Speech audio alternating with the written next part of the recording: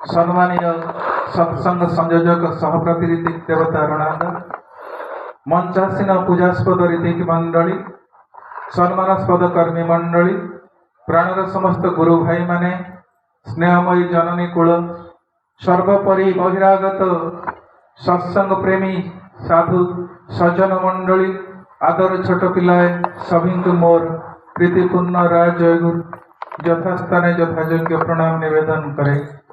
प्रिय परम परम दयाल श्री श्री ठाकुर हेतुक दया करुणार मु आज आपण मानक परिभक्त लोक मानक गहण श्री श्री ठाकुर को उपभोग करिवार अपूर्व सुजोग पाई।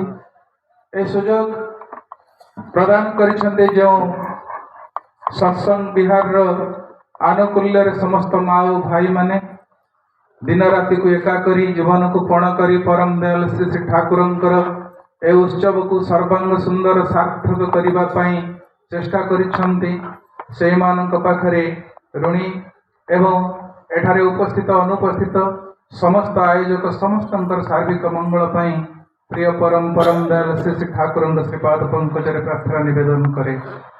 सुंदर भाव अल्प समय मध्य बहु कथा कुहागला सार कथा जे प्रथमे भाई सूचना दौथिले जीवन रे जे श्री श्री ठाकुर अनुकूल चंद्र को गुरु रूप वर्ण कर चली निश्चित भाव से शांति अच्छी परवर्ती अवस्था पूजास्पद ऋतिक देवता पटनायक दा कहीदे गले इष्ट आचार्य को केन्द्र करी अधुनातन समय पर्यंत मनीष जिते चली से सुख शांति आनंदर अधिकारी होइछि। सर्वोपरि मोर मन पड़ जाए ए गंजाम जिलार बेलगुंठा यार गोटे ऐतिह्य अच्छी पुरुषोत्तम वंदनार जयगान अच्छी से देखा जाए मु देखुली बेलगुंठा दिने थिला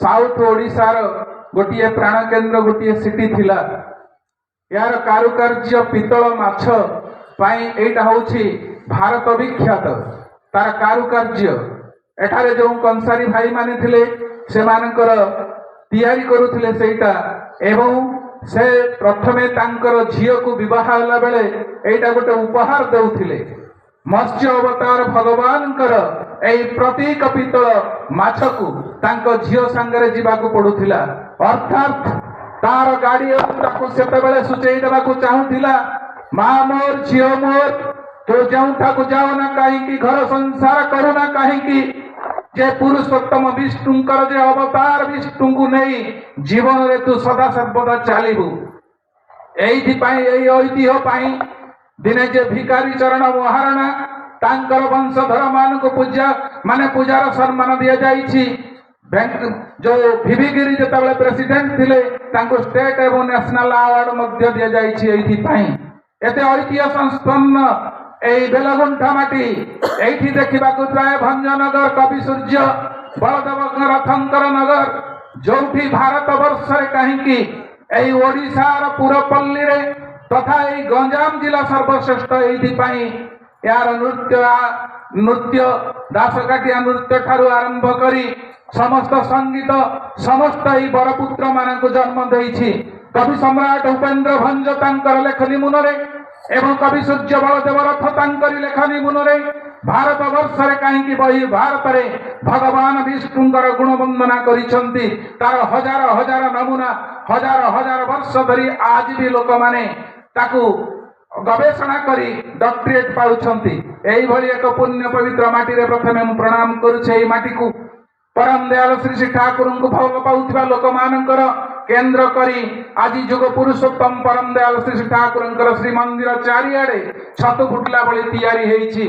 एइठी पाखरे अनेक दूर रे अछि भंजनगर एइठी श्री श्री ठाकुर स्थान बोगुडा आरंभ करी पोलसरा सर्वत्र परम दयाल श्री श्री ठाकुर स्तुति गान करुथुवा ई महामहिम माटी तेणु परम दयाल श्री श्री ठाकुर को लोक केतटा बुझिछि केतटा बुझिनी मु जाने ना से दिन मन पड़ जाऊँगी सन्देह रे भगवान को परीक्षा करने लोक परीक्षा करें से दिन अवसर प्राप्त जड़े रिटायर्ड अच्छा सीडीएम तांको ना हूँ गोकुल नंदी जाइछंती कहले मोर तो लेखनी रे मु तो प्रेस्क्राइब कले बहु टंका रोजगार करे किंतु सम्मानटा अधिक रोजगार करी जदि मु परम दयाल श्री श्री ठाकुर पाखे रही प्रेसक्रिप्शन लेखे मोर ख्यातिटा बढ़ी जीव आउ भगवान पाखे मु रही देखी दीर्घ 3-4 वर्ष अतिक्रांत करिछि देखुछि ठाकुर आसुचंती ठाकुर बसुचंती ठाकुरଙ୍କ ପାଖରେ ଲୋକମାନେ ଜନ୍ଦା ପିମ୍ପୁଡ଼ି ଭଳି ସଦାବେଳେ ଲାଗି ରହିଛନ୍ତି। କିଏ କହୁଛି ତାର ଘରେ ଏଇ ସମସ୍ୟା ଅଛି, ତା ପୁଅର ଏଇ ସମସ୍ୟା, ଝିଅର ଏଇ ସମସ୍ୟା, ତାର ବାଣିଜ୍ୟର ସମସ୍ୟା, କାର ବ୍ୟବସାୟର ସମସ୍ୟା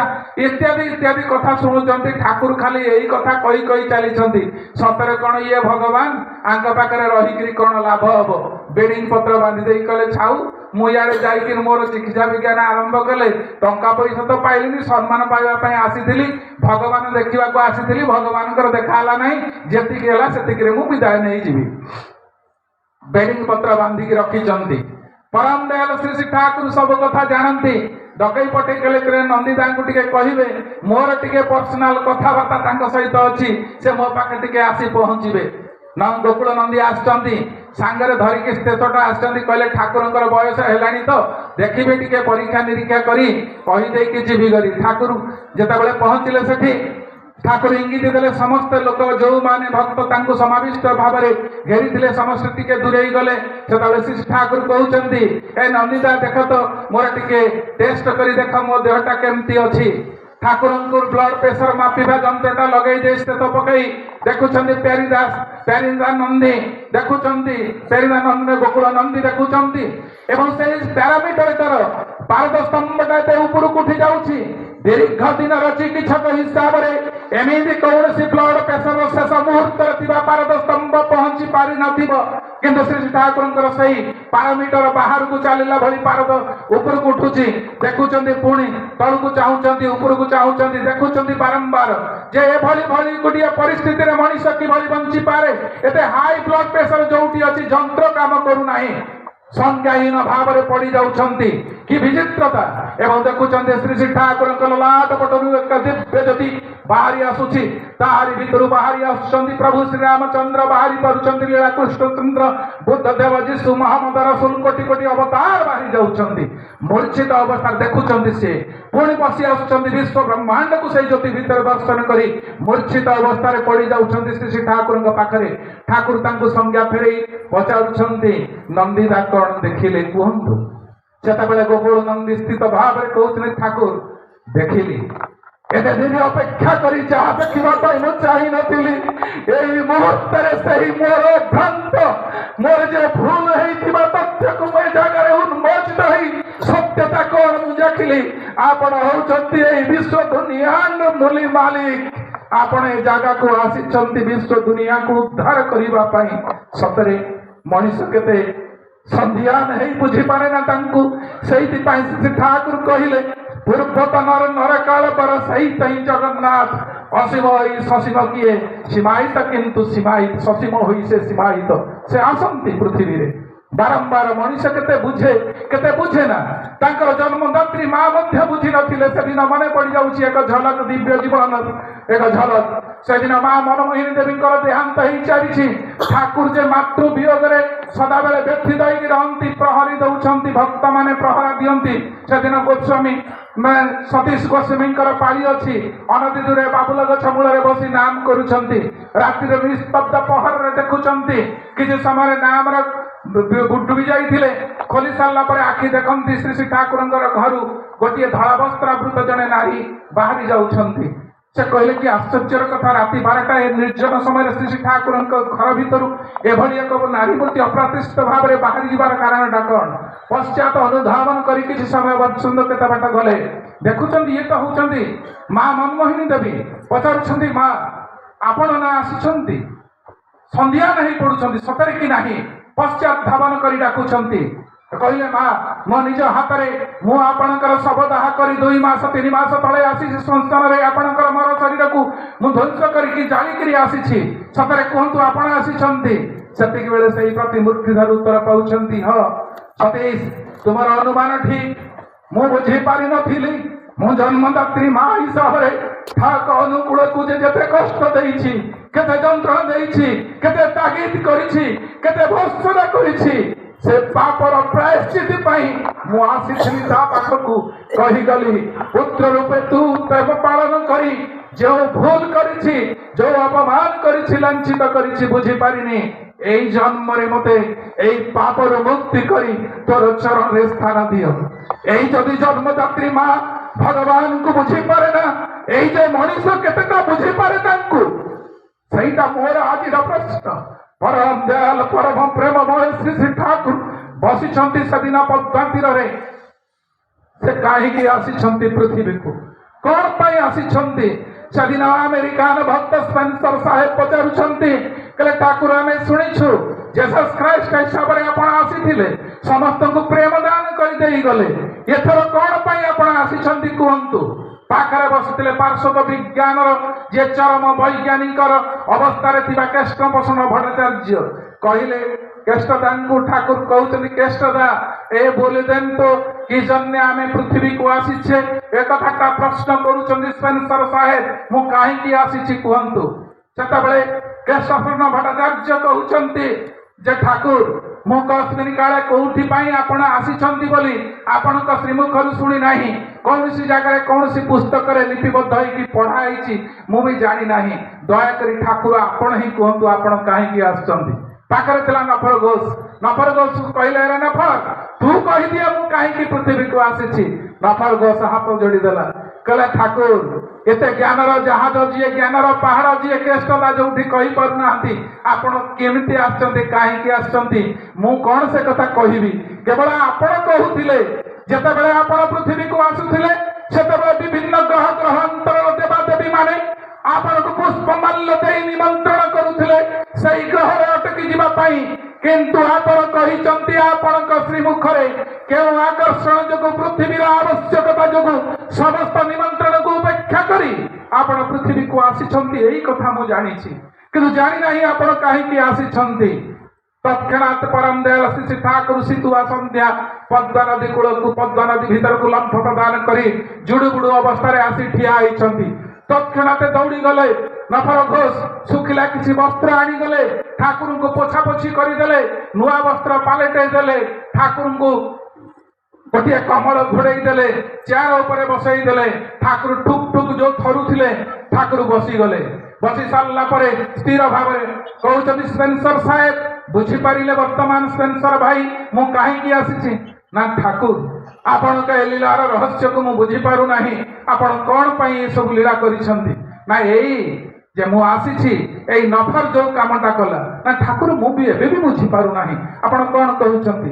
ନା ତୁମେ ଟିକେ ଆଗରୁ ଦେଖୁଥିଲ ନା ମୁଁ କିଭଳି ଭାବରେ ଶୀତରେ ଥୁରୁପୁରୁ ହୋଇ ଥରୁଥିଲି, କମ୍ପିତ ହଉଥିଲି।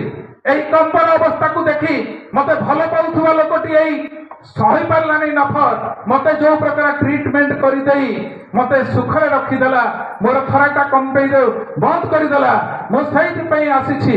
ଏ ପୃଥିବୀର ପ୍ରତିଟି ଲୋକ ପ୍ରତି ମୁହୂର୍ତ୍ତରେ ଏତେ ଯନ୍ତ୍ରଣା ଜର୍ଜରିତ ଜୀବନ ଯାପନ କରୁଛନ୍ତି ଯେ ପ୍ରତି ମୁହୂର୍ତ୍ତରେ ମରିବାକୁ ଇଚ୍ଛା କରୁଛନ୍ତି, କେହି ବଞ୍ଚିବାକୁ ଇଚ୍ଛା କରୁନାହାନ୍ତି। ଯେ ମୁଁ ମରିଯିବି, ମୁଁ ବଞ୍ଚିବାକୁ ଚାହେଁ ନାହିଁ। ଏଇ ଯେ ସ୍ପନ୍ଦନ ତାଙ୍କୁ ସ୍ପନ୍ଦିତ କରୁଛି ସେଇ କମ୍ପନର ପ୍ରଲୋଭ ପାଇଁ, ସେ କମ୍ପନର ପ୍ରଶମନ ପାଇଁ ମୁଁ ଏ ପୃଥିବୀକୁ ଆସିଛି। ସମସ୍ତଙ୍କର ଏଇ ହାଉ ଦାସମୟ ଜୀବନକୁ ଦୂରେଇ ଦେଇ ସୁଖ ଶାନ୍ତି ଆନନ୍ଦରେ ସମୃଦ୍ଧ କରିଦେବା ପାଇଁ ଏ ପୃଥିବୀକୁ ଆସିଛି। ଯେଭଳି ଭାବରେ ନଫର ମତେ ସୁସ୍ଥତା ପ୍ରଦାନ କଲା ଭଳି ଶାନ୍ତିରେ ବସିଲା, ଠିକ ସେଇଭଳି ମୁଁ ଆସିଛି ପୃଥିବୀକୁ ପ୍ରତିଟି ମଣିଷକୁ ସୁଖ ଶାନ୍ତି ଆନନ୍ଦ ଦେବା ପାଇଁ। ଏଇ ହଉଛି ପରମ ଦୟାଲ ପରମ ପ୍ରେମମୟ ଶ୍ରୀ ଶ୍ରୀ ଠାକୁର ଅନୁକୂଳ ଚନ୍ଦ୍ରଙ୍କର ଦିବ୍ୟ ଆବିର୍ଭାବର ଉଦ୍ଦେଶ୍ୟ, ଆସିବାର ପୃଥିବୀକୁ ଆଗମନର ଉଦ୍ଦେଶ୍ୟ। ତେଣୁ ପରମ ଦୟାଲ ପରମ ପ୍ରେମମୟଙ୍କୁ ସେଦିନ ଜଣେ ପ୍ରଶ୍ନ ପଚାରୁଛନ୍ତି, ବାଙ୍କିମ ଦା ପ୍ରଶ୍ନ ପଚାରୁଛନ୍ତି, ଠାକୁର ଆପଣ ଯୋଉ କହିଛନ୍ତି ଯେ ସାଧାରଣ ଭାବରେ ଯେ ଆପଣଙ୍କ ତୁଣ୍ଡରେ ଆପଣ ସ୍ୱୀକାର କରିଛନ୍ତି ପୃଥିବୀରେ ଯେତେ ଅଛି ସର୍ବତ୍ର ଏଇ ନଗର ଗ୍ରାମ ସର୍ବତ୍ର ପ୍ରଚାର ହବ ଏଇ ସତନାମ, ସତରେ କଣ ଏଇଟା ପ୍ରଚାର ହେଇପାରିବ? କାହିଁକି? ଶ୍ରୀ ଶ୍ରୀ ଠାକୁର କହୁଛନ୍ତି ହେଇପାରିବ। ତାର କାରଣଟା ଜାଣ। ଶ୍ରୀ ଶ୍ରୀ ଠାକୁର କହୁଛନ୍ତି ତମେ ଡିଆସିଲି କାଠି ଦେଖିଛ ନା? ହଁ ଦେଖିଛି ଡିଆସିଲି କାଠି। ନା ଡିଆସିଲି କାଠିରେ କଣ ଅଛି ନା ଉପରେ ଗୋଟେ ରଞ୍ଜକ ଅଛି, ଡିଆସିଲିର ବାହାର ପଟେ କିଛି ରାସାୟନିକ ପଦାର୍ଥ ବୋଳା ଯାଇଛି। ଯଦି ସେଇ ଡିଆସିଲି କାଠି ତାକୁ ରଞ୍ଜକ ସହିତ ଘଷି ଦିଆଯାଏ ତାହେଲେ ସେଟା ଜଳିଯାଏ, ଆଉ ସେଇଟାକୁ ଯଦି ଲଗେଇଦେଲେ ସେଟା ନିଆଁ ଜଳେ। ନା ଯଦି ସେଇ ନିଆଁଟା ଲାଗିଲା ସେଇ ଗୋଟିଏ ଡିଆସିଲି କାଠିକି ଯଦି ଧାରାବାହିକ ଭାବରେ ତା ଚାରି ପାଖରେ ମାନେ ପୋଡୁଥିବା ବସ୍ତୁକୁ ଲଗେଇ ଦିଆଯାଏ, ଏହା କଣ ଦେଶ ଦୁନିଆକୁ ଦିନେ ପୋଡିଦେବ ନାହିଁ କି? ନା ହଁ ଠାକୁର, ଯଦି ଅନୁକୂଳ ଅବସ୍ଥାରେ ପବନ ରହେ ताहले समग्र देश दुनिया को यही गोटे डिआसिल काठी पोड़ी देवा संभव हो पारिबो सही ताकत तारी भितर अछि। परम दयाल श्री ठाकुर कहले मोर a name and love can कंकर द यूनिवर्स।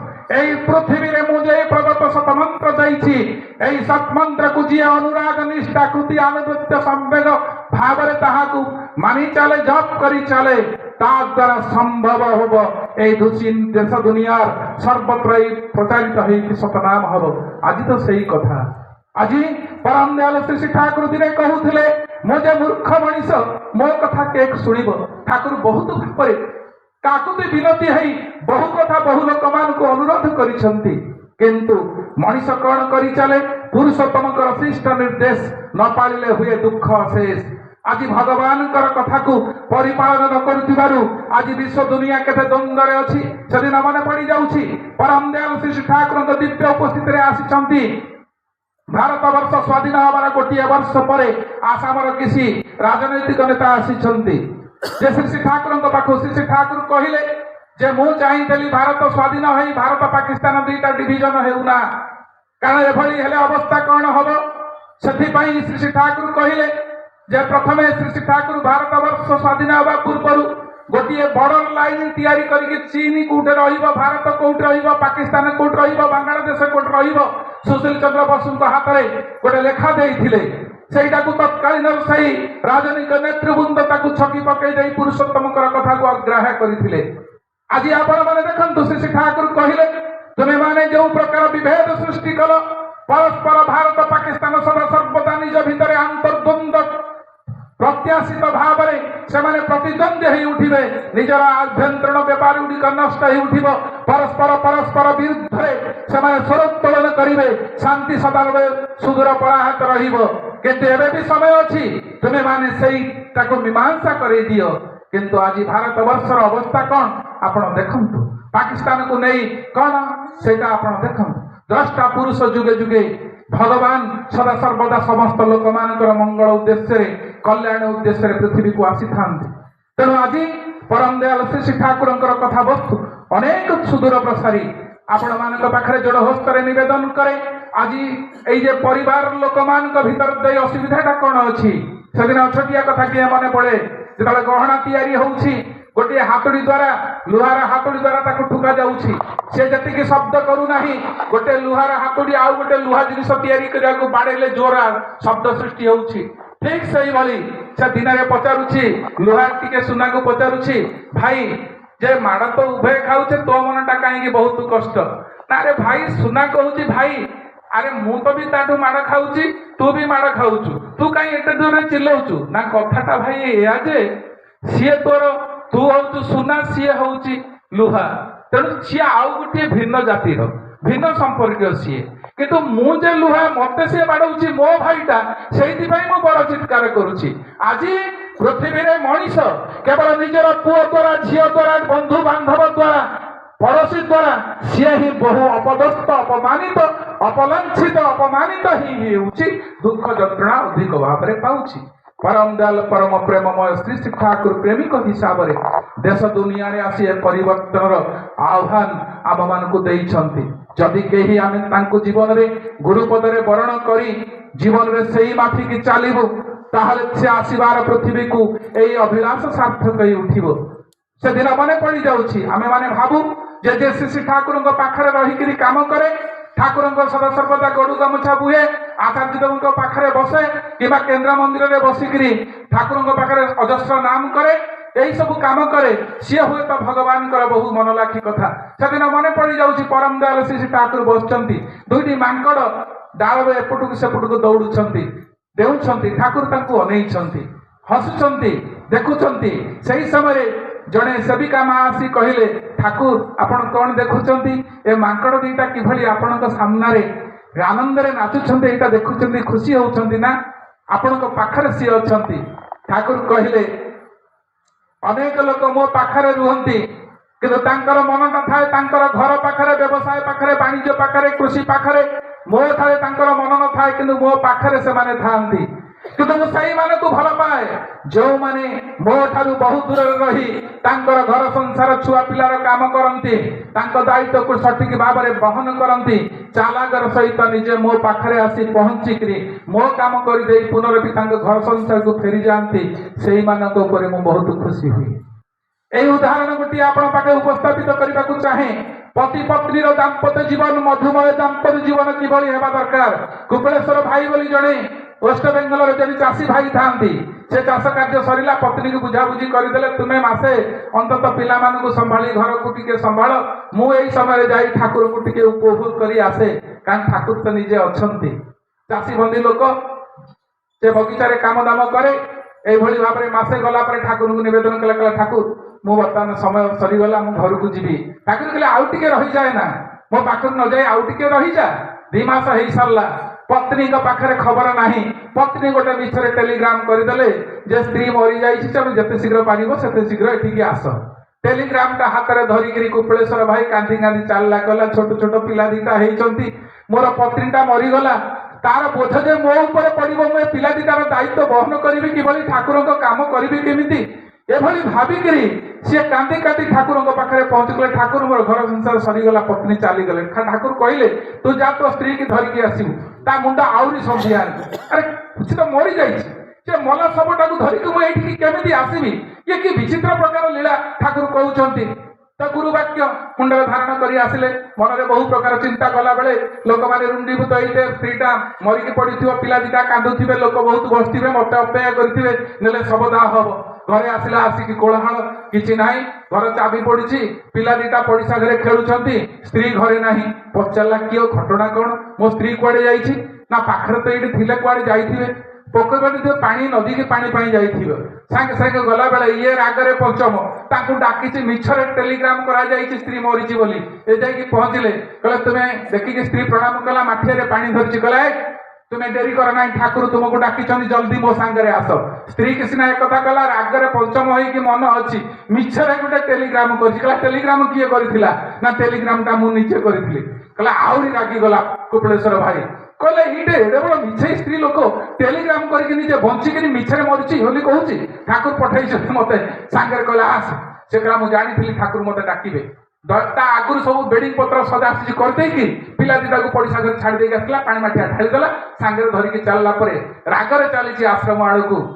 କୁପଳେଶ୍ୱର ଭାଇ ସାଙ୍ଗରେ ସ୍ତ୍ରୀ ପହଞ୍ଚିଲା ପରେ କହିଲା ଠାକୁର ଏଇ ଯେ ମୋ ସ୍ତ୍ରୀ କି ନେଇକି ଆସିବା କଥାକୁ ମୁଁ ତାକୁ ଧରିକି ଆସିଲି। ଆଜ୍ଞା ଠାକୁର ଆପଣ ନିଜେ ପଚାରନ୍ତୁ, ଏ ଟେଲିଗ୍ରାମଟା କିଏ କରିଥିଲା ତାକୁ ପଚାରନ୍ତୁ। କହିଲେ ମା ଟେଲିଗ୍ରାମଟା କିଏ କରିଥିଲା? ନା ମୁଁ ନିଜେ କରିଥିଲି। ନା ଏଡେ ବଡ ମିଛେଇ ସ୍ତ୍ରୀ ଲୋକକୁ ନେଇ ମୋ ଜୀବନଟା କିଭଳି ହବ, ଠାକୁର ଆପଣ ବିଚାର କରନ୍ତୁ। ମା ଠାକୁର କହୁଛନ୍ତି ମା ତୁ ଏମିତି କାହିଁକି କଲୁ? ନା ଆପଣ ପରା ନିଜେ କହିଛନ୍ତି ଯେ ସ୍ତ୍ରୀ ଲୋକ ଦୈନନ୍ଦିନ ଜୀବନରେ ସ୍ୱାମୀର ସେବା କରେ ନା, ସ୍ୱାମୀଙ୍କୁ ମୁଖ ଦର୍ଶନ କରି ରହିପାରେ ନା, ତାହେଲେ ଆପଣ କୁହନ୍ତୁ ମୁଁ ଦୀର୍ଘ 2 ମାସ ଧରି ଅପେକ୍ଷା କଲେଣି, ମୋର ସ୍ୱାମୀଙ୍କୁ ସେବା କରିନାହିଁ, ତାଙ୍କ ମୁହଁକୁ ଦେଖି ମୁଁ ଦର୍ଶନ କରିନାହିଁ, ତାହେଲେ ମୋ ଜୀବନଟା କଣ ମୃତ ପ୍ରାୟ ନୁହେଁ କି?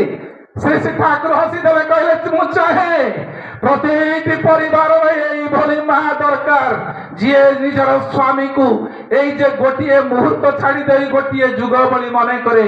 ସେଇଭଳି ନାରୀ ମାନଙ୍କୁ ମୁଁ ଚାହେଁ ପ୍ରତିଟି ମା ତାଙ୍କର ଘର ଭିତରେ ସେଇଭଳି ସ୍ୱାମୀ ସ୍ୱାମିନୀ ହୁଅନ୍ତୁ, ପତିବ୍ରତା ହେଇ ଉଠନ୍ତୁ। এই ହେଉଛି ପରମ ଦୟାଲ ପରମ ପ୍ରେମମୟ ଶ୍ରୀ ଶ୍ରୀ ଠାକୁରଙ୍କ ଦିବ୍ୟ ଜୀବନର ଝଲକ। ଏଠି ମା ମାନେ ବହୁ ସଂଖ୍ୟାରେ ବସିଛନ୍ତି। ଛୋଟିଆ ଆଚରଣ ଭିତର ଦେଇ ଆମେ ମାନେ ଆମ ମାନଙ୍କର ଘର ସଂସାର କିପରି ସଜାଡି ଦେବୁ ଶ୍ରୀ ଠାକୁର ଯାହା କହିଛନ୍ତି ଗୋଟିଏ ଝଲକ ଉପସ୍ଥାପିତ କରୁଛି। କାରଣ ଏ କଥାଟା କହିବାକୁ ଭଲ ଲାଗୁଛି ଏଇଥିପାଇଁ, ଚାକ୍ଷୁଷ ପ୍ରମାଣରେ ମଣିଷ ଯେ ଅନ୍ୟ ପକ୍ଷରେ କେତେ ପରୋକ୍ଷରେ ଦାୟୀ ଆପଣ ମାନେ ମା ଚିନ୍ତା କରିବେ, ଭାଇମାନେ ବି ଚିନ୍ତା କରିବେ। ସେଦିନ ପରମ ଦୟାଲ ଶ୍ରୀ ଶ୍ରୀ ଠାକୁରଙ୍କ ପାଖକୁ ଗୋଟେ ଛୋଟିଆ ପିଲାଟିକୁ ନେଇ ସେ ମା ଭାଇଟି ଜଣକ ଯାଇଛନ୍ତି ଝିଅକୁ ଠାକୁରଙ୍କୁ ଦର୍ଶନ କରିବା ପାଇଁ। ପ୍ରଣାମ କରୁଛନ୍ତି। ଛୋଟ ଝିଅଟାର ଫ୍ରକଟା ଯୋଉ ପିନ୍ଧିଛି ଟିକେ ଆଣ୍ଟୁ ଉପରକୁ ଉଠି ଯାଇଛି। ଠାକୁର ଟିକେ ଡାକିଲେ, କହିଲେ দাদা মেয়ে ছেলের ড্রেসটা এরকম হবে না, আর টিকে লম্বা হবে। যে ঝিও পিলার ড্রেসটা এতে ছোট হবনি, আউ টিকে লম্বা হব। গোটিয়ে ছোটিয়া ঝিওর ড্রেসর ফ্রকটা টিকে আଣ୍ଟୁ উপরକୁ উঠি যাইছি বলি সেদিন জনে সৎসঙ্গী ভাইকু তার বাপাকু দায়িত্ব দেউছন্তি যে ঝিও পিলার ড্রেসটা এইরকম হব ନାହିଁ। କିନ୍ତୁ ମୁଁ ଯୋଡ଼ ହସ୍ତରେ କହେ, ଆପଣ ମାନେ ଦେଖୁଛନ୍ତି ଯୋଉ ନଗ୍ନ ନୃତ୍ୟ, ଗୋଟିଏ ପରିଣତ ବୟସରେ ପହଞ୍ଚିଥିବା ଗୋଟିଏ ଝିଅ କିଭଳି ଭାବରେ ସର୍ଟ ପ୍ୟାଣ୍ଟ ପିନ୍ଧି ସେ ନଗ୍ନ ନୃତ୍ୟ କରୁଛି, ଯୋଉଠି ବାପା ମା ସେଇଟା ଦେଖୁଛନ୍ତି।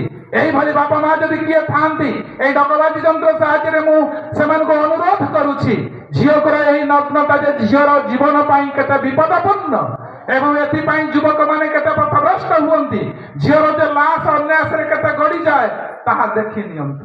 ପରମ ଦୟାଲ ପରମ ପ୍ରେମମୟ ଶ୍ରୀ ଶ୍ରୀ ଠାକୁର କେତେ ସୁନ୍ଦର ଭାବରେ କହୁଛନ୍ତି। ସେଦିନ ଜଣେ ଋତିକ ଯାଇଛନ୍ତି ଜଣେ ଆଶ୍ରମିକ କର୍ମୀଙ୍କ ଘରକୁ। ଗୋଟିଏ ଛୋଟିଆ ଝିଅ ଅଛି। ଛୋଟିଆ ଝିଅକୁ ଦେଖିଲେ ମୁଁ ଜଣେ ଶିକ୍ଷକ, ଛୋଟ ପିଲାଙ୍କ ସାଙ୍ଗରେ ଗେଲଗମାତ କରିବା, ତାର କାନକୁ ଟାଣିବା, ନାକକୁ ଟିକେ ହଲେଇବା, ଗାଲକୁ ଟିକେ ଚୁପକି ଦେବା, ଆମେ ଛୋଟ ଶିକ୍ଷକ ହିସାବରେ ଛୋଟ ପିଲାଙ୍କୁ ଆପଣାର କଲେ ତ ସେ ସ୍କୁଲ ଆସିବ, ଏଇ ଗେଲଗମାତ କରିବାରେ ଥିଲୁ। ଏଇ କଥାଟା ଯୋଉଦିନ ମୁଁ ଶୁଣିଲି ସେଇଦିନ ଠାରୁ ଏ କାମଟାକୁ ମୁଁ ବି ବନ୍ଦ କଲି। ସେଦିନ ଜଣେ ଋତିକ, ପରିଣତ ବୟସରେ ଜଣେ ଋତିକ, ଛୋଟ ଝିଅଟିଏ ଘରେ ଅଛି, ତାକୁ ଯେତେବେଳେ গেল କରିବାକୁ যাচ্ছেন সেতবে সে ঝিওটি কোন উত্তর দিয়েছি জানতে? সে ঝিও কହୁছে, থাকুন দাদা, বাবা বলছেন আমার গায়ে হাতে দিবে না, মেয়ে ছেলের গায়ে হাতে দেবার জন্য বাবা মনা করছে। সেদিন ঋতিক জনক স্তম্ভীভূত হয়ে যাইଥିଲେ। গোটিয়ে আশ্রমে জীবন যাপন করুথিবা গোটিয়ে ছোটিয়া ঝিও গোটিয়ে ঋতিককে শিখাই দিয়ে যে ঠাকুর কইচন্তি ঝিও পিলার দেহরে হাত মারিবা উচিত নুহে।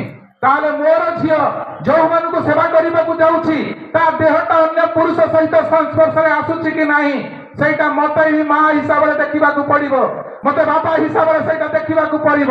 পরম দয়াল পরম প্রেমময় শ্রী শ্রী ঠাকুরଙ୍କ দিব্ୟ ଜୀବନର ଝଲକ ମଣିଷର ପ୍ରତିଟି ମୁହୂର୍ତ୍ତରେ ପ୍ରତିଟି ପରିସ୍ଥିତିରେ କିଭଳି ଭାବରେ ସୁରକ୍ଷିତ ରହିପାରିବ ସେ ଅତନ୍ତ୍ର ପ୍ରହରୀ ପରି ଜଗିଥାନ୍ତି। କିନ୍ତୁ ଜୀବନରେ ତାଙ୍କୁ ଗୁରୁପଦରେ ବରଣ କରିଲେ ତ ସେଇଥିପାଇଁ ମନେ ପଡେ ସେଦିନ ମହାଭାରତ ଅର୍ଜୁନଙ୍କର ଗୋଟେ ଦୃଶ୍ୟ।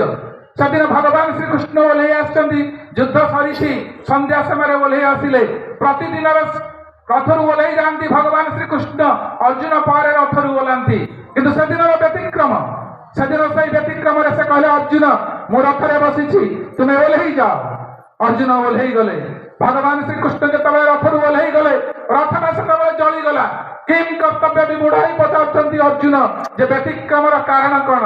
ସେଦିନ ଭଗବାନ ଶ୍ରୀକୃଷ୍ଣ ହସିକିରି କହୁଛନ୍ତି, ଦେଖ ଅର୍ଜୁନ, ଆଜି ଯେତେ ଗୁଡ଼ିଏ ଆଗ୍ନେୟ ଅସ୍ତ୍ର ତୁମ ଦେହରେ ପ୍ରୟୋଗ କରାଯାଇଥିଲା, ତୁମେ ଏଙ୍କର ସମସ୍ତ ସେଇ ଆଗ୍ନେୟ ଅସ୍ତ୍ରକୁ ମୁଁ ମୋର ଏଇ ବାମ ପାଦରେ ଚାପି ରଖିଥିଲି। ମୁଁ ଯଦି ଆଗ ଉଠିଥାନ୍ତି ସେଇ ଅସ୍ତ୍ର ଗୁଡ଼ିକ କ୍ରିୟା କରିକି ତୁମକୁ ଆଜି ଏଇଠି ନିଶେଷ କରିଥାନ୍ତା। ତେଣୁ ଜୀବନ୍ତ ଆଦର୍ଶ ଯଦି ଜୀବନରେ ଥାନ୍ତି ସେ ତାକୁ ତାଙ୍କର ଶିଷ୍ୟମାନଙ୍କୁ ସୁରକ୍ଷା ଦିଅନ୍ତି। ଭଗବାନ ଶ୍ରୀ ଶ୍ରୀ ଠାକୁରଙ୍କ ଜୀବନର ଗୋଟିଏ ଝଲକ ସେଦିନ ମନେ ପଡ଼ିଯାଉଛି। ସଚିଦାନନ୍ଦ ବ୍ରହ୍ମଚାରୀ ନାମକ ଜଣେ ଲୋକ ଯେ ଶ୍ରୀ ଶ୍ରୀ ଠାକୁରଙ୍କୁ ଭଲ ପାଇବା ପୂର୍ବରୁ ଚୈତନ୍ୟପନ୍ଥୀ ଥିଲେ, ଆଶ୍ରମିକ ଭାବରେ ଛୁଆ ପିଲା ସହିତ ଜୀବନ ଯାପନ କରୁଛନ୍ତି। ସେ ଯାଇଛନ୍ତି ବର୍ଦ୍ଧମାନ ସହରକୁ। ବର୍ଦ୍ଧମାନ ସହରରେ ଯାଜନ କ୍ରିୟାରେ ବସି ଆସିଲା ବେଳେ ଜଣେ ଧନ୍ୟବାଦ ବ୍ୟକ୍ତି କହୁଛନ୍ତି, ଆପଣ କାହିଁକି ଏତେ ପରିଶ୍ରମ କରି ଦେଓଘରରୁ ଏଠିକି ଆସିବେ? ଆପଣଙ୍କ ପାଇଁ ଏ ବର୍ଦ୍ଧମାନ ସହରରେ ମୁଁ 10 ବିଘା ଜମି ରଖିଦେବି, ଗାଈ ଗୋରୁ ଦେଇଦେବି, ଆପଣ ନିରାମିଷ ଆସି ଆପଣ ସବୁ ଗୁଡ଼ାକୁ ଚାଷବାସ କରି ଖାଇ ଏଇଠି ଠାକୁରଙ୍କ କଥା ପ୍ରଚାର ପ୍ରସାର କରିବେ। କହିଲା, ଦେଖନ୍ତୁ ମୁଁ ମୋର ଜଣାଙ୍କର ଭୃତ୍ୟ ହିସାବରେ ଆସିଛି ତାଙ୍କର ଦାୟିତ୍ୱ ନେଇ ଏଠି କଥା ପ୍ରଚାର କରିବା ପାଇଁ। ଆପଣ ମୋତେ ଏଠି ଜାଗା ଦେଲେ ମୁଁ ଜାଗା ନେଇପାରିବି, କିଛି କଥା ନାହିଁ, ମୁଁ କିନ୍ତୁ ନେବି ନାହିଁ। ସେ ଯଦି ମୋତେ କହିବେ ଗ୍ରହଣ କରିବା ପାଇଁ ମୁଁ ତାହେଲେ ଗ୍ରହଣ କରିବି। ମୁଁ ଆଶ୍ରମ ଯାଉଛି, ମୁଁ ଆପଣଙ୍କୁ କଥା ଦଉଛି, ଉତ୍ତର ଆପଣଙ୍କୁ ପରେ ଦେବି। ଆସିଲେ ଶ୍ରୀ ଶ୍ରୀ ଠାକୁରଙ୍କୁ ପଚାରିଦେଲେ। ଠାକୁର କହିଲେ, ତୋର ଛୁଆ ପିଲାଙ୍କୁ ପଚାରେ ତ।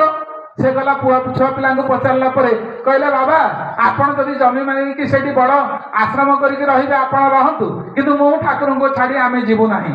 ପତ୍ନୀକି କହିଲେ, ଦେଖ ଏଇଭଳି ଏକ ସୁଯୋଗ ମିଳୁଛି, 10 ବିଘା ଜମି ବର୍ଦ୍ଧମାନ ସହରରେ, ଆଉ କଣ ଆରେ ପିଲା ଛୁଆ ତ ଯିବାକୁ ମନା କରୁଛନ୍ତି, ଆମେ କଣ ପିଲା ଛୁଆକୁ ଛାଡ଼ିକି ଠାକୁରଙ୍କୁ ଛାଡ଼ିକି ମୁଁ ଯିବି? ମୁଁ ବି ଯିବିନି, ଯଦି ତୁମର ଇଚ୍ଛା ତୁମେ ଯାଅ। ଇଏ କହିଲା, ତୁମେ ତ ଯିବନି, ମୁଁ କାହିଁ ଯିବି? କିନ୍ତୁ ଏଇ ସୁଯୋଗକୁ ଜଣେ ଅପେକ୍ଷା କରିକି ସେଇଠି ଗୋଟେ ଗୁରୁ ଭାଇ ବସିଥିଲା। ସେ କହିଲା, ଭାଇ ତମକୁ ଯୋଉ ଲୋକ ଏତେ କଥା କହିଲା, ତାହେଲେ ତୁମେ ଟିକେ ଚାଲ, ମୋ ପାଇଁ ତମେ ତ ରହିବନି ନାହିଁ କରୁଛ, ମୋ ପାଇଁ ଟିକେ ସେଇ ବ୍ୟବସ୍ଥା କରିଦେବ। ଇଏ କହିଲେ, ଠିକ ଅଛି, ତମେ ଯଦି ରହିବ ତମେ ଯାଅ। ତାହେଲେ ଡିଫରେନ୍ସଟା କଣ? ଏଠି ଜଣେ ଗୁରୁଙ୍କ ଅନୁମତି ମାଗୁଛି, ମୁଁ ସେଠିକି ଯିବି କି ନାହିଁ, एठी जड़े लोभग्रस्त होगी कहूँ गुरु को मो अनुमति भिक्षा दरकार ना मो सुविधाटा मुझे से सेठिकी चलीगले एवं रहा किछि दिन पर एकमात्र पुत्र एक्सीडेंट है से मृत्युवरण करगला किछि दिन पर पुत्र को झुरी झुरी पत्नी मरीगला तापर किछि दिन गला पर से मरीगले एवं सेठिकी जाइछंती एई सच्चिदानंद ब्रह्मचारी देखिले से जगह श्मशान हो जाइछि केही नाहंती से आसी पचारे श्री श्री ठाकुर चली जाइछंती श्री श्री बरदा अछंती पचारे यार कारणटा कौन ना जा तू दादू को पचारू अर्थात आचार्य देव को श्री श्री दादा को पचारे कहले श्री श्री दादा कहले ठाकुर जानी से माटी जी वंशवास कर निर्वंश हम से भगवान श्रीकृष्ण से दिन अर्जुन को सुरक्षा देते काम करुवा सच्चिदानंद ब्रह्मचारी को निर्वंश रु भगवान रक्षा करते मु तो से 3.5 हाथर मनीष को भगवान बोली विश्वास कले मानिले तो कथार मुझे तेणु माँ मैंने भाई मैंने समस्त को मोर अंतत निवेदन आमे जहा करिबा आचार्य अनुमोदित जीवन को बिताइबा गुरु को निर्देश को मानी जीवन रे चलिबा माँ माने बसिछंती एठी भाई माने बसिछंती एठी आज देखिबे एई घरर द्वंद्व आज स्वतंत्र भाव रे एते छाड़पत्र लंबा तालिका हो जाइछि जे जनरल कोर्ट रे ताहा समाधान हो नाही कारण जानती तार कारण कहवाक जाई परम दयाल परम प्रेममय श्री श्री ठाकुर तांकर चला गोटे शाश्वती ग्रंथ से लिखिं गोटे बाणी स्त्री स्वामी भरण स्त्री स्वामी सेवा बा स्वामी स्त्री भरण जदि थाए उपयुक्त भाव में जदि से गुरु को ग्रहण न करी जीवन में विरह विच्छेद एवं विभ्राट निश्चित हम ए असंभावित ताले आज कौन है गुरुगत जीवन स्वामी स्त्री दाम्पत्य जीवन भितर ना गोटे इटा उपरे आउ गोटे इटा को थोई पाचेरी तैयारी करने पूर्व मझे गोटे बाली सिमेंट दि जाए कारण से सिमेंट की फैक्टर बा जॉइंट कर दिए दीटा इटा को जिते धक्का देले भांगे ना ठीक से भली स्वामी स्त्री दाम्पत्य जीवन में स्वयं जदि भगवान था स्वामी स्त्री दाम्पत्य जीवनटा एते मजबूत हो उठे चिंता करंतु भाई माने भाविबे नहीं जे पत्नी आपणकर केवल जे पौड़ को पीड़ की फोपाड़ी देले ठोला भलिया नुहे नारी केवल उपभोग पाई पृथ्वी को आसी नहीं नारी कौन सेटा जानी नबा दरकार श्री श्री ठाकुर कहउचंती स्त्री सत्ता पुरुष सेई तो तार स्वामी स्त्री सी होउछि धर्म अनुगामी पत्नी धर्म पत्नी होउछि स्वामी धर्म अनुगामी जीवन में तार प्राण पुरुष निजर स्वामी विकल्प पृथ्वी रे नहीं गोटे झील तार बापा घरे बापा को छाड़े ससुर को पाए माँ को छाड़े सासू को पाए भाई की छाड़े दियर को पाए भौणी की छाड़े ननंद को पाए किंतु जहां दी पट चूड़ी खंडिए शाड़ी टपाए सिंदूर तार जीवन गतिपथ बदल सारा जीवन तांकर अधीनस्थ कर दिए सही भारत वर्षर नारीर साधना जगत केते आपण जानी सती अनुसया निजर सतीत्व बल पृथ्वी जे गतिपथ को सूर्यंकर गति रोध कर पारे सूर्य उदय हेले नाही भारत वर्षर नारीर ये मथार ओढ़णाटा तार स्वामी आयुष जश मान सम्मान को सुरक्षा दिए किंतु आज भारत वर्षर नारी पाश्चात्य को अनुसरण करी सीमंत रे ना सिंदूर अच्छी ना सिंथी सिंदूर अच्छी ना चुटी अच्छी ना ओढ़णा दौची तो भारत वर्ष असूर्यं पर स्पर्श भारत वर्षर कहुई नारी मान सूर्य दर्शन करे ना आम जीवन में नारी ग्रहण करूँ 5टा काम ग्रहण करूँ 1 हूँ सुसंतान 2 हूँ शुश्रूषा 3 हूँ उत्तम रति 4 हूँ निजर पितृपुरुष सहित एवं स्वर्ग गति प्राप्त कराए 5टी जिनिस मनु संहितार मनु लिखिं ताले आमे आमर संतान संतति किभली हेबा उचित भारत वर्षर समस्या केवल कौन सरकार परिवर्तन करदेले हब नाही परिवर्तन करदेले हब नाही दल परिवर्तन करदेले हब नाही मुख्यमंत्री बदलदेले भी हब नाही बदलैबे केवल एई माँ माने जो माने चाहिए तांकर सुष्ठु संतान को जन्म दे पारिबे परम दयाल श्री श्री ठाकुर कहले शासन संस्था जेमन होक ना केन से मथा घुमाओ ना जौन जीवन शुद्ध न हेले जातीय जीवन टुकबे ना ताले जौन जीवन जदि शुद्ध नुहे मधुमय दाम्पत्य जीवन भितर सुष्ठु सुंदर धर्मात्मा पुत्र जन्म लाभ करती तेणु स्वामी ठारे जहार जेभली भाव रति बा प्रीति बा भल पाइबा लव जहार जमिति अछि तार संतान तदनुपाती कि मेजरिंग रड रे से मापी हेकरी आसीबो। परम दयाल श्री ठाकुर कहउचंती गोटे नवदंपति ठार विश्व कोन आशा करे। गोटे नवदंपति विवाहित करिथिबा स्त्री पुरुष ठारू एई विश्व कोन आशा करे। श्री ठाकुर कहउचंती राष्ट्र पूजार अर्घ जानिछु सुसंतान सुजनन एई भावरे सकल आपदु राष्ट्र पाए त्राण। जे जेते प्रकार विपद आपद अछि सुसंतान ही पृथ्वीरु कौन करे से आपदर विश्ववासी को बा राष्ट्रवासी को से त्राण कराए। आम मानकर जीवन केबे देखिछे जड़े मार जीवन जड़े नारीर जीवन आपण मानकु मु छटिया अनुरोध करे एई जे नारी केते महिषी जहा पाखरे शक्ति नाही से शक्त नुहे जहा पाखरे स्त्रीर पछद प्रेरणा नाही से भक्त ही पारिबो नाही जार जीवन में आध्यात्मिक जीवन तार जदि उज्ज्वलता हुए तार स्त्रीर प्रेरणा ता पछरे रहिबा दरकार। सेही दिन पाई विवाह जीवन में सेही पाई गोटे पुरुष गोटे नारी की कथा देई थाए। आपण माने समस्त विवाह पूर्व नारी आगरे आगरे जाए पुरुष ता पछरे जाए कारण जानती सेदिन से नारी जनक आर्यतर नारी जनक कहूची हे आर्यपुत्र तुम्हें बीतस्पृह ही समाज ठारू दूरेई जाओ नहीं मु तुमको कथा दउछि मु आगे आगे जीवी तुम्हें मो पश्चात अनुसरण करे आस आमे एक सुंदर घर तैयारी करिबा सही सुंदर घर भितर देवादेवी रूपे पितामाता को पूजा करिबा सेमानकर आशीर्वाद वहन करी सुष्टु संतान मानक विश्व दुनिया को देवा जहा द्वारा कुल कुष्टि ऐतिह्य अभिजात्य गर्व गारिमा जेते सब अछि समस्त को उज्जीवित करिबा एही थाए सही नारीर कथा। पुरुष से दिन कही थाए विश्वकवि रवींद्रनाथ ठाकुर गोटे सुंदर कथा कहिचंती धोई पोछे दियो धूलिर चिन्ह जोड़ी दियो जते भग्न चिन्ह सुंदर कर सार्थक कर संचित आयोजन आस नारी आस कल्याणी बहिन तीर्थ बारी सीमंते अंकी सिंदूर बिंदु सीम मुखे सीम स्मित बदन इंदु सुंदर कर सार्थक कर शून्य घर आस नारी बहिन तीर्थ बारी।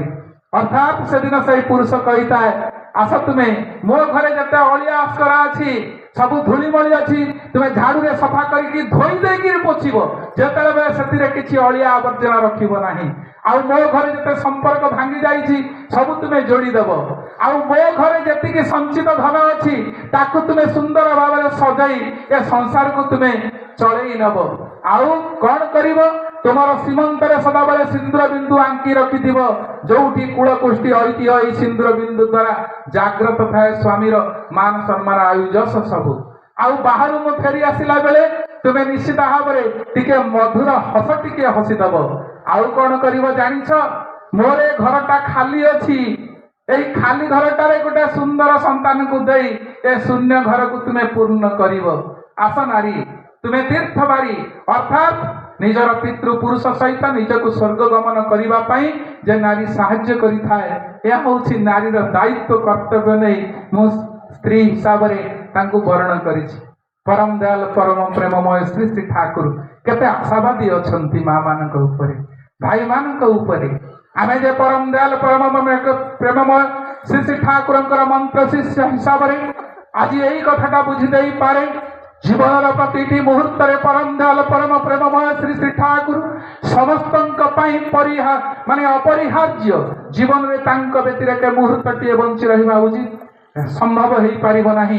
तेणु सेति पई भाई मानकु मां मानकु मु अंततः निवेदन करे मोर झियो किभली भावरे मो घरे आसुथिबा अतिथि की सत्कार करिवो प्रथमे देबा दरकार गोटे पानी ग्लास मो झियो मो घरे गोटे अतिथि की किभली सत्कार करिवो पानी ग्लास रे अधा पानी दबा कथा श्री श्री ठाकुर कहिचंती कारण मुह टेकी के पीबे लगे कि पीबे नहीं एवं मोर झियो जदि ऊपर पटु ग्लास रो ऊपर भाग रु धरे ताले प्रशस्त स्थान मिलिबो पछपुडु जने लोक ताकु धरि नबो मो झियोर हाथ से पुरुष देहरे हाथ बाजिबो नाही जदिबा मो झियो तळपटु धरे ताले पुरुष लोकटी ऊपर पटु हाथ न बाजिकरी नहीं पारिबो किंतु मो झियो जदि मछिरे धरे ताले निश्चित भाव से धरिया पई आ ता देह को टच करिबो।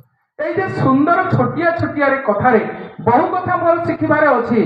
जगत जननी श्री श्री बड़मा जीवन में जना को सिखाउथिले से बीन भाजिबा पई काटिछंती माँ जनक बीन्स की जतिक साइज करिछंती आलू को सेतिक साइज करिछंती एवं श्री श्री बड़मा कहले सेविका जनक अरे तू ए जे बीन्स टा काटिछु एटा देहरु तो पानी बाहरिबो सिजिबाकू एटा अधिक समय लागिबो आलू से अनुसार जतिक काटिछु ता पूर्व आलूटा सिझेकी ता देहरे बोली हेइथिबो ना आलूर टेस्ट रहिबो ना बीन्स र टेस्ट रहिबो तेणु तू जो काटुछु परिबाटा से परिबाटा काटिले ये परिबाटा समय केते सिझिबाकू लागिबो सेटा केते सिझिबाकू लागिबो ता तुलनारे एटा केते हबो से अनुसार काटिबा दरकार माने एई छोटिया कथा जीवन में श्री श्री ठाकुर बसचंती हठात श्री श्री ठाकुर कहले जे मु एई समय रे खेचुड़ी खाई ठाकुर कहले बड़मा कहि थांते तो कहले ठीक अछि आपण बसंतु माँ गले हेरी ऊपर भात तक काढ़ी देले तल तल पेज पेजिया भात अच्छी ता देहरे डाली पकई देले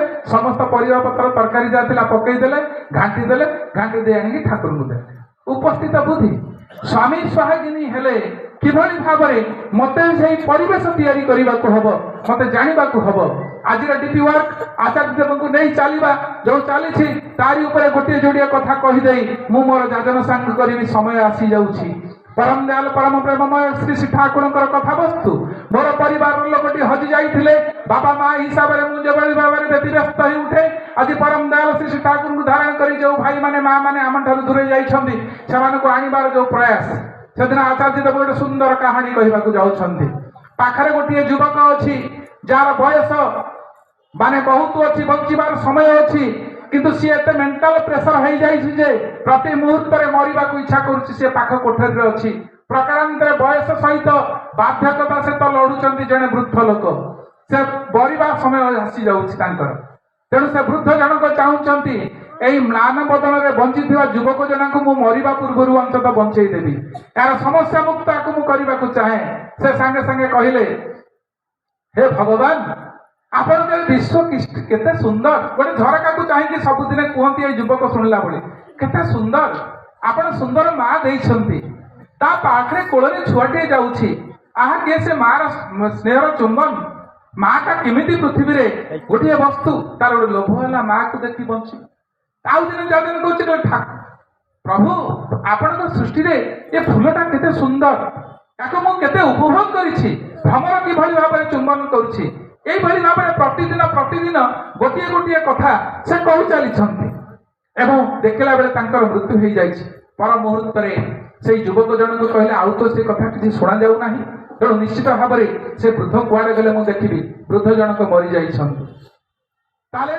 सी मरवा पूर्व जड़े मरी जाऊा लोक को बंचई देवाक चेष्टा कले आचार्य देव कहते श्री श्री ठाकुर आम मान को 24,960 बाणी देइछंती 250 ठारू अधिक पुस्तक देइछंती आलोचना प्रसंग 23 खंड देइछंती दीपरखी अनेक देइछंती अनेक साधन आम पाखरे अछि समस्यार समाधान आम हाथ में अछि मृत्यु मुख सहित लड़िबा पई प्रतिटी मुहूर्त आज जो लोक समस्या विजड़ित अच्छी निजे बंचा चाहू ना ताको बंचई दियो यही हूँ डीपी वर्क आह्वान आचार्य देव को अनुसरण करी पूजनीय अविंदांकर निर्देश को बहन करी जदि आम डीपी वर्क करू आम भली आउ सतीक्ष गुरु माई मान को पाइबा हसर दुनिया खुशी उठिब परिशेष आयोजक भाई मान माँ एवं भाई मान उपस्थित अच्छा समस्त मंगल कामना कर वंदे पुरुषोत्तम जय गुरु।